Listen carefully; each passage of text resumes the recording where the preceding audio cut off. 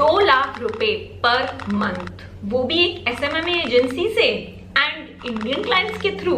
Yes, it's possible.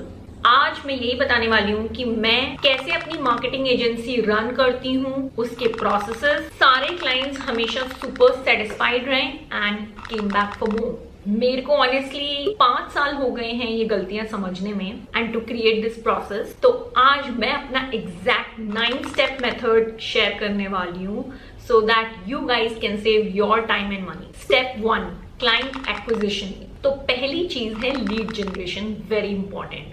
तो 2 तरीके से हम लोग न्यू क्लाइंट्स एक्वायर करते हैं मेरी एजेंसी। पहला है कोल्ड डीएम, जो मैंने ऑलमोस्ट लास्ट ईयर से स्टार्ट किया है, जिसमें मैं कनेक्ट करती हूँ है कंटेंट। तो मैं 3 साल से कंटेंट बना रही हूँ regarding my experiences of agency, clients, my authority in the niche.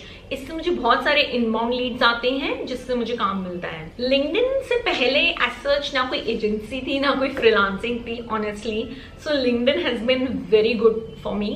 I have made a video on how to get top voice back, so go and watch my LinkedIn videos and also make sure you follow me on LinkedIn क्योंकि I create ton shit of value on content on LinkedIn. तो होता क्या है, जब हम लोग content बनाते हैं, जब हम लोग कोई lead generate करते हैं cold DM के through, वो लोग मेरी प्रोफाइल पे आते हैं and there is a Calendly link in the bio जहाँ से वो लोग बुक कर सकते हैं. मैंने specific questions डाले हुए हैं to make sure and filterize कि the people who I wanna attract and work now. Because it's been 5 years, I don't want to work with everyone. I only want to work with quality people. तो वो लोग उसको fill करके जो आते हैं वो एक्चुअली क्वालिटी लीड्स होते हैं मेरे लिए. मार्केटिंग बजट, देयर एक्सपेक्टेशंस, उनके नीश के बारे में, ये सारा उस फॉर्म्स में they have to fill it. I put a form here. It's a very good form. I think you should just copy paste your Calendly form right now and put it on your bio everywhere on social. ये simple hack से actually मुझे बहुत सारा time save करने का मौका मिला है. So I really wish you should do the same. Step 2, initial call. So once the client is in my door and I make sure कि वो हमारे बजट के आसपास हैं, तब हम एक डिस्कवरी कॉल करते हैं उनके साथ. इस कॉल पे 3 से 4 चीजें होती हैं बेसिकली.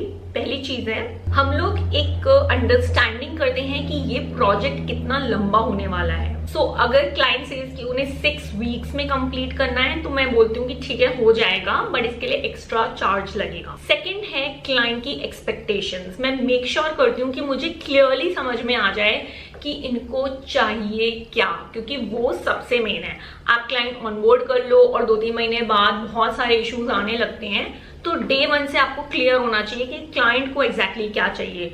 फॉलोअर चाहिए, नाम चाहिए इंडस्ट्री में, लीड्स चाहिए, बिजनेस चाहिए, रेवेन्यू चाहिए, ट्रैफिक चाहिए, अथॉरिटी चाहिए, मतलब what the hell they want, आपको क्लियर होना चाहिए. So make sure you are listening well on the call कि आपको समझ आए कि उनको चाहिए क्या. एंड तीसरी चीज है, we talk about deadlines, contracts and money. बहुत सारे लोग इन चीजों के बारे में बात नहीं करते हैं, बट मुझे लगता है ना, it gives a lot of peace of mind to me and client. अगर ये सारी चीजें शुरू में डिस्कस हो जाए, तो बाद में हम लोग एक्चुअल काम के बारे में बात करें और फालतू की चीजों पे नहीं कि कब तक कंप्लीट हो रहा है, आप मुझे पैसे कब दोगे, कितना दोगे. मुझे लगता है ये सब शुरू में क्लियर हो जाना चाहिए. तो जब कॉल खत्म होती है, मैं एक इंटरनल कॉल करती हूँ अपनी टीम के साथ. मैं उन्हें बताती हूँ प्रोजेक्ट के बारे में, मैं उन्हें बजट बताती हूँ.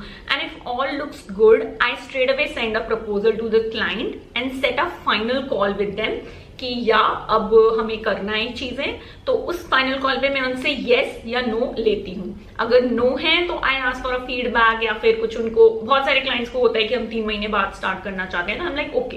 एंड इफ येस है तो we straight away then get into the next step. Step 3 which is contracts and payment. Very very important. जब सब कुछ एग्रीमेंट हो जाता है, हम लोगों ने सब कुछ सेंड कर देते हैं, I make sure they are paying us 50% up front. Make sure even if you're a beginner, don't work for free.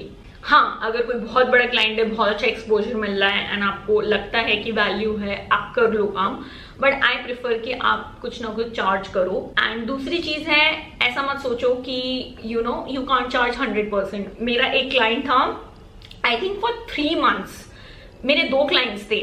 3 months के लिए 100% अपफ्रंट, लिटरली 1.52 lakhs उन लोगों ने पे किया है. So I think it totally depends on client to client. There's no harm in asking.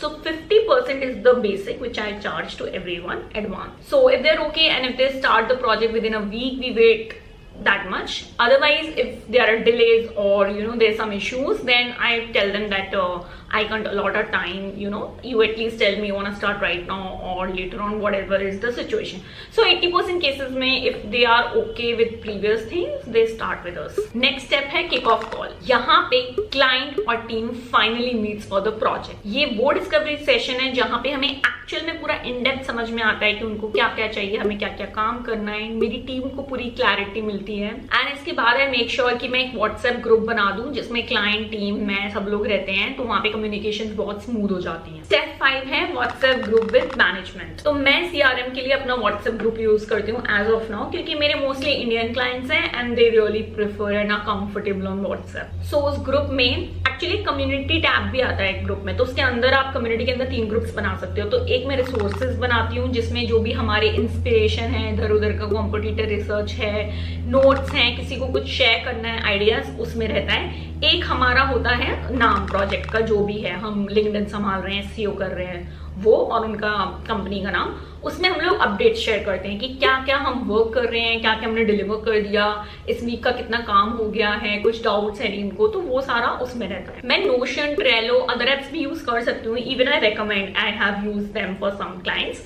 But मुझे ऐसा लगता है ना व्हाट्सएप से एक पर्सनल टच मिलता है, क्योंकि client really feel कि it's important for her, I'm not treating it just work or pure business, I feel it as a personal कि हाँ भाई WhatsApp पे she is available, I feel so। मुझे लगता है इंडियन क्लाइंट्स को थोड़ा पर्सनलाइजेशन और थोड़ा एक्स्ट्रा चाहिए होता है कि यार ये, क्योंकि हर इंडियन क्लाइंट का मैंने एक चीज सुनी है जब वो मुझसे आके बोलते हैं कि कृति, इस ब्रांड को तुम अपना ब्रांड समझो, ऐसे काम करो कि ये तुम्हारा खुद का ब्रांड है, तुम्हारा खुद का बिजनेस है। तो मुझे वही लगता है कि यार उनको ना थोड़ा पर्सनलाइजेशन चाहिए, तो इसलिए मुझे व्हाट्सएप ग्रुप्स ज्यादा बेटर लगते हैं। मेरी पर्सनल हैक है, बाकी तुम लोग देख लो। स्टेप 6 हमारे एप्स एंड कम्युनिकेशन क्या रहते हैं। कुछ एप्स हम लोग एजेंसी में बहुत रेगुलर यूज करते हैं for smooth work, I want to tell. Canva designing के लिए, उबर सजेस्ट वेबसाइट एनालिटिक्स के लिए, गूगल में बहुत यूज करती हूँ, ड्राइव, डॉक्स, शीट्स, हम लोग सारा डेटा उसमें मेंटेन रखते हैं, एक पूरा फोल्डर, एक सब कुछ क्लाइंट के लिए बना देते हैं और वो थ्रू आउट द उनकी टीम के साथ भी शेयर्ड रहता है। मैं email, WhatsApp and Discord for internal discussions के लिए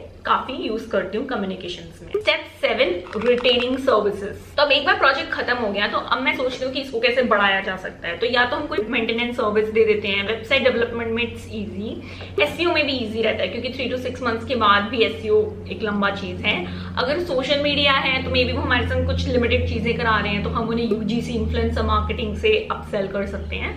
बेसिकली वे अपसेल और वी डू समथिंग कि वो थोड़ा और लंबा खींचे। वो नहीं होता तो फिर भी मेक श्योर कि हम और सर्विसेज क्या उन्हें ऑफर कर सकते हैं जो अब तक नहीं की। And mostly if they like our work they hire us for everything. मेरे एक क्लाइंट के साथ मैंने पर्सनल ब्रांडिंग के साथ स्टार्ट किया था बट उन्होंने पूरा अपना एंटायर मार्केटिंग हमें उठा के दे दिया, लाइक एड्स चलाना, अपना मतलब everything they give it to me. So या मतलब it's depend totally on your good work. इसलिए मैं एक चीज और बोलती हूँ कि सारी सर्विसेज बुफे की तरह क्लाइंट को मत दिखाओ। बेसिकली एक चीज अच्छी करो उनके लिए, अगर उनको अच्छी लगेगी वो तुमसे 10 चीजें खुद मांगेंगे। और मेरे साथ हुआ है, मेरा अभी एक क्लाइंट है वो डेली मुझे कॉल करता है, डेली एक न्यू उसके लिए काम के लिए कि कृति आप ये कर सकते हो क्या, कृति सोचो डेली, मतलब उसको मेरा अभी करंट काम इतना अच्छा लग रहा है। सो इट्स रियली कि आप पहले एक चीज पे तो दिखाओ यार हाँ आप कर सकते हो, उनको 100 चीजें मत बेचो। ये बहुत बहुत बड़ी प्रॉब्लम है न्यू फ्रीलांसर्स के साथ। They want to sell everything, sell one thing to one person what he need, do good work, make credibility and build upon that. Step 8 money. So 2025 से हम लोग 50K से 1 लाख बजट के ही clients लेंगे agency में। मैंने ऑनेस्टली 10K 15K तक काम किया है, even I think even until to this year मैंने 20K बजट तक में काम किया है honestly, but not any more क्योंकि I really want to grow as an agency, I want to be bigger and मैं खुद अपने लिए बड़े सपने नहीं देखूंगी तो कौन देखेगा। मुझे बड़े बजट्स, बड़े क्लाइंट्स के साथ काम करना है। I am done working with very small businesses, उनके साथ बहुत सारे इश्यूज होते हैं। Although I know they need us but there are newbies for everyone I think always, but I think मैंने अब enough experience gain कर लिया है, मेरे अंदर enough confidence है कि मैं अच्छा चार्ज कर सकती हूँ और अच्छे clients के सामने प्रेजेंट कर सकती हूँ अपने आप को। Step 9 last, keep growing and learning.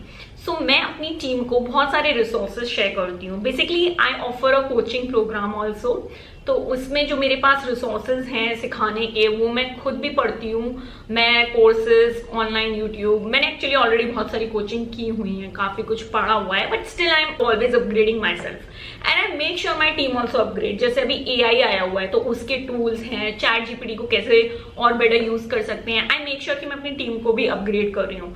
And this is very important for any agency कि you need to upgrade every 6 months। I believe कोई भी स्किल सीखो, जैसे कि मैं अभी थोड़ा 3D वीडियोस, थोड़े अलग टाइप के वीडियोस होते हैं ना, वो कैसे बनते हैं वो सब, उसमें थोड़ा मैं जा रही हूँ ताकि मैं 2025 में इस चीज पे काम कर पाऊँ।